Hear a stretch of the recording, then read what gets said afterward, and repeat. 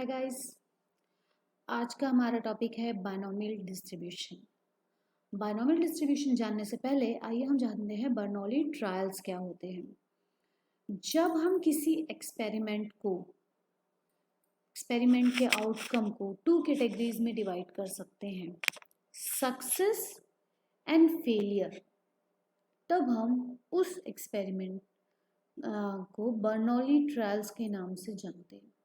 Success and failure दो categories में। Okay, अब हम इसके कुछ एग्जाम्पल आपको बताते हैं। जैसे हमने कोई कॉइन को टॉस किया, उसके कितने आउटकम आ सकते हैं? दो आ सकते हैं, या तो हेड आएगा या टेल आएगा। इसी तरह से अगर हम एक डायस थ्रो करते हैं तो उस डायस में या तो इवन नंबर आएगा या ऑड नंबर आएगा। इसी तरह अगर हम कोई प्रोडक्ट टेस्ट करते हैं तो वो डिफेक्टिव होगा या नॉन डिफेक्टिव होगा। तो इस तरह से अगर आप किसी एक्सपेरिमेंट के आउटकम्स को दो कैटेगरीज में डिवाइड कर सकते हैं तो वो आपका बर्नौली ट्रायल्स कहलाता है। बर्नौली ट्रायल्स में सक्सेस को हम P से डिनोट करते हैं एंड फेलियर को हम Q से डिनोट करते हैं। आपको पता होगा P प्लस Q की वैल्यू 1 के बराबर होती है। Then these are called Bernoulli trials. Bernoulli trials का ही जब हम एक्सपेंशन करते हैं उसे बायनोमियल डिस्ट्रीब्यूशन के फॉर्म में रखा जाता है। बायनोमियल प्रोबेबिलिटी डिस्ट्रीब्यूशन या बायनोमियल प्रोबेबिलिटी फंक्शन आपका जे बर्नौली ने ही दिया था और ये पब्लिश हुआ था 1713 में, उनकी डेथ के 8 साल बाद। और इन बर्नौली ट्रायल्स को जब हम एन ट्रायल्स पर इनफिनिट नंबर ऑफ ट्रायल्स के साथ एक्सपेंड करते हैं तो वो आपका बायनोमियल डिस्ट्रीब्यूशन कहलाता है। जैसे सपोज हमने एक कॉइन को टॉस किया, हेड आ रहा है या टेल आ रहा है, दो आउटकम हो रहे हैं।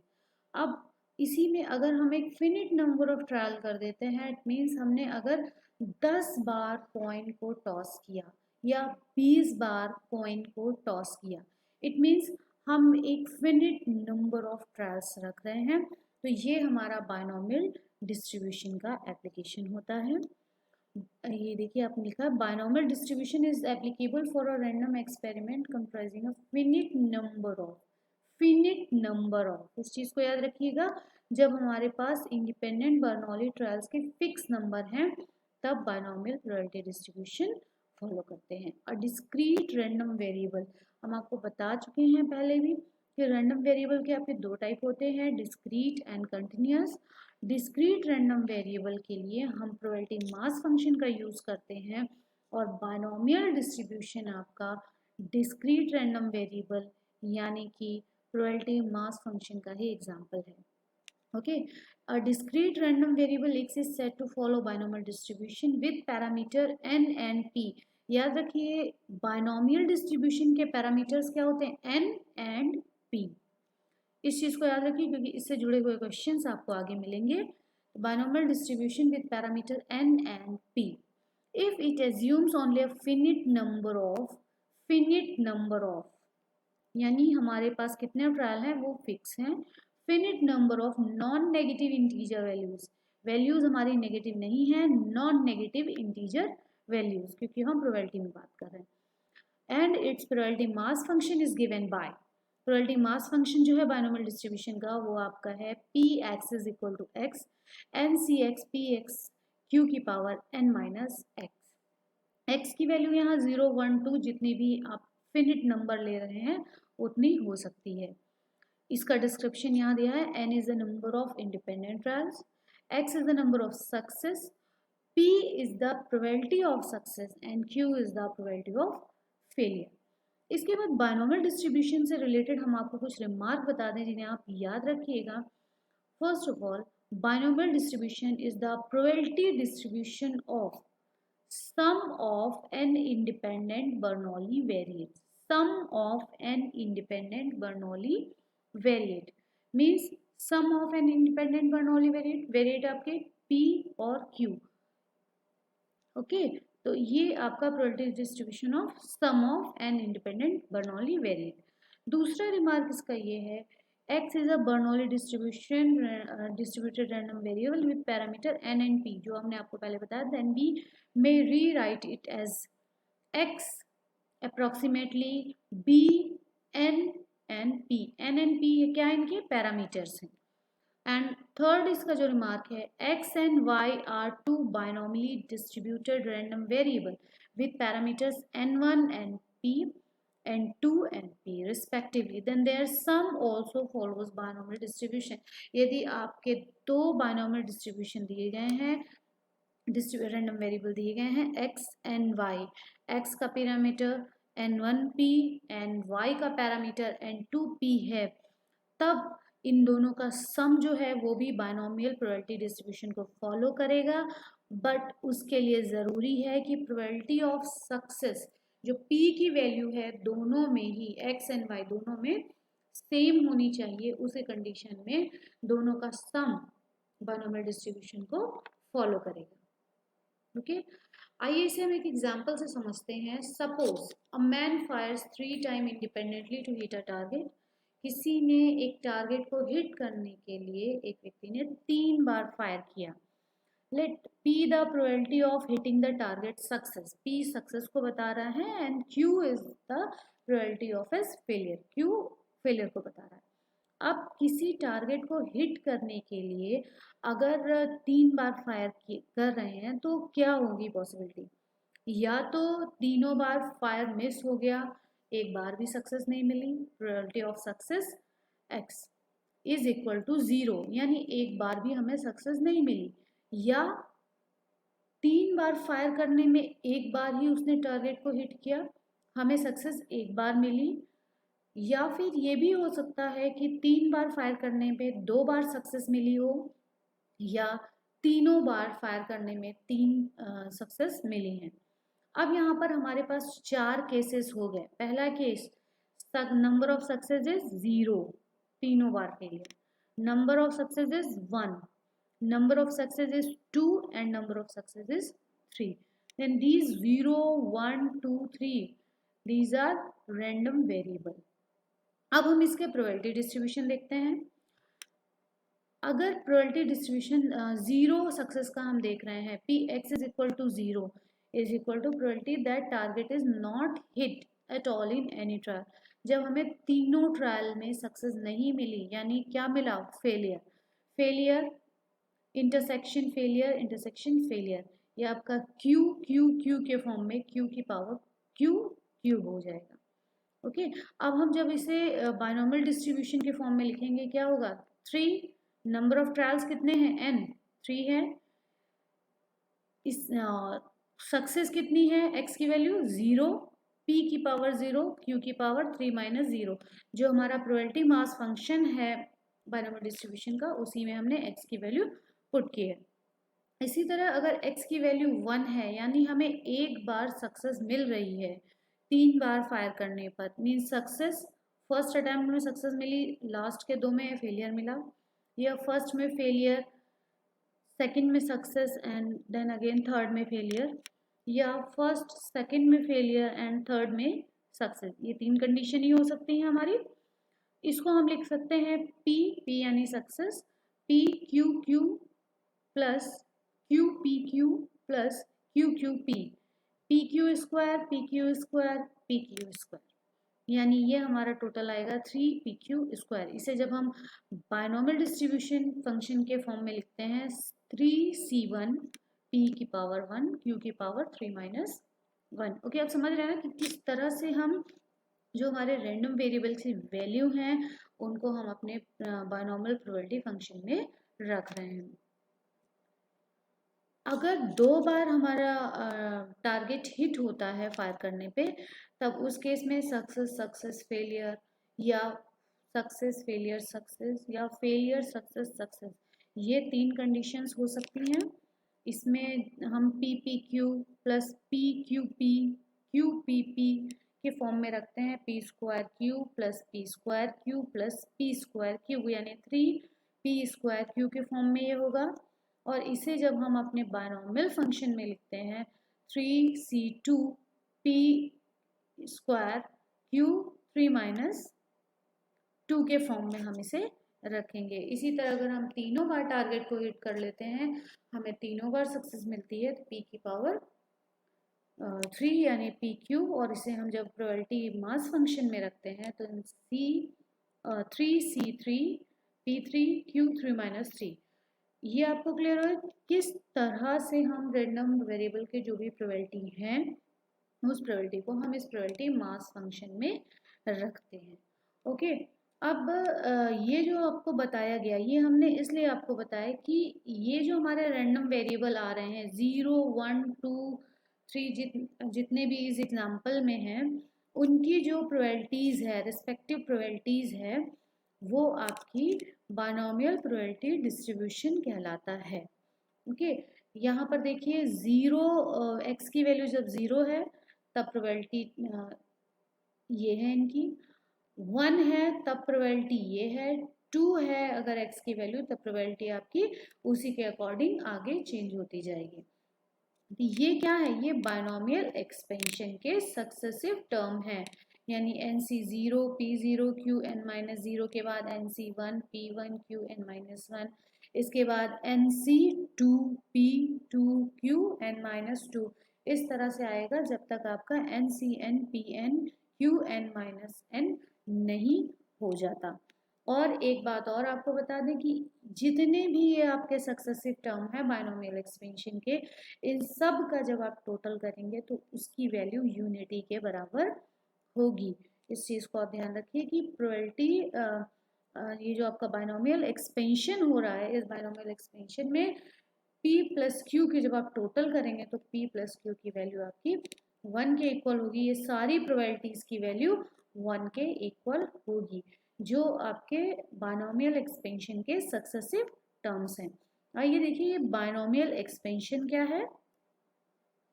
Binomial expansion means expression of expression having two terms, x plus Y का होल स्क्वायर। ये आप याद कीजिए, इसका फॉर्मूला आपका X square plus 2xy plus Y square, याद आ गया आपको। ये क्या है, x प्लस वाई का क्यूब, यहाँ पे सॉरी एक्स प्लस वाई का स्क्वायर, यहाँ स्क्वायर जो है ये आप देखिए यहाँ पे q प्लस p दो टर्म में है और इसकी पावर n है।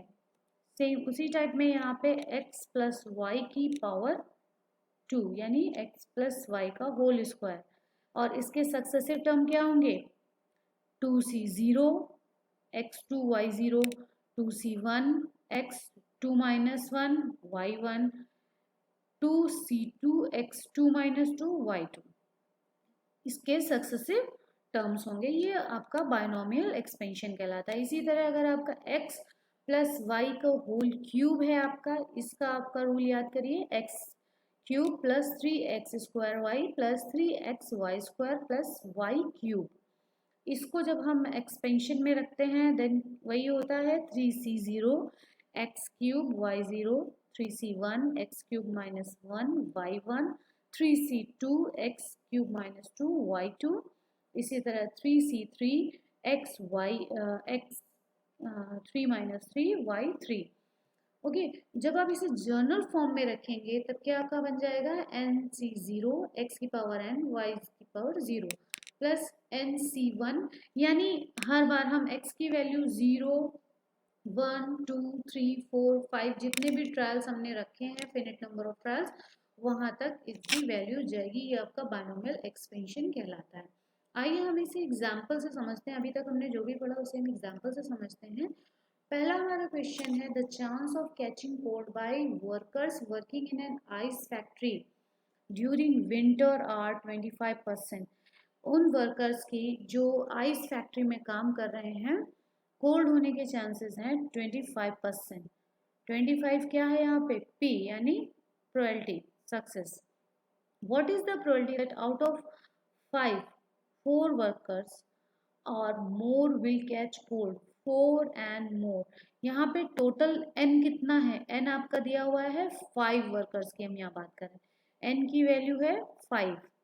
p क्या है, प्रोबेबिलिटी ऑफ सक्सेस, सक्सेस यहाँ क्या है कि उन्हें कोल्ड हो गया है, तो इसको जब आप प्रोबेबिलिटी के फॉर्म में लिख रहे हैं 0.25, Q क्या होगा, फेलियर, 1 माइनस पी करेंगे तो 0.75। ओके, हमें मिल गई N, P एंड Q की वैल्यू। अब हम इसे बायनॉमियल डिस्ट्रीब्यूशन में रख देते हैं, NCX, PX, Q, N minus X। N है हमारा 5, CX, P की वैल्यू 0.25 की पावर x, Q की वैल्यू 0.75 की पावर 5 माइनस x, 5 यानी n। अब यहाँ पर x की वैल्यू 0, 1, 2, 3, 4, 5 तक हो सकती है क्योंकि हमारा n जो है वो फिनिट नंबर 5 है। अब क्वेश्चन क्या है, what is the probability that out of 5 workers 4 और मोर विल कैच कोल्ड। 4 और मोर मतलब या तो 4 होंगे या 5 होंगे, 5 से ज़्यादा हो नहीं सकते क्योंकि 6 तो है ही नहीं, मैक्सिमम आपके 5 है, तो या तो 4 होगा या 5 होगा। तो हम क्या करेंगे, 4 वर्कर्स के कोल्ड होने की प्रोबेबिलिटी और 5 वर्कर्स के कोल्ड होने की प्रोबेबिलिटी दोनों को ऐड कर देंगे। देखिए, the required probability is P, X की वैल्यू क्या है, ग्रेटर देन और इक्वल टू 4, ग्रेटर देन और इक्वल टू 4। अब हम 4 की value, x is equal to 4 and x is equal to 5 दोनों की वैल्यू निकालेंगे और उसको हम प्लस कर लेंगे। अब अगर x की वैल्यू 4 है, क्या होगा यहाँ पे, x की जगह हम 4 लिखते हैं, 5c4 0.25 की पावर 4, 0.75 की पावर 5 माइनस 4। इसी तरह से अगर x की वैल्यू 5 है तो 5c5 0.25 की पावर 5, 0.75 की पावर 5 माइनस 5।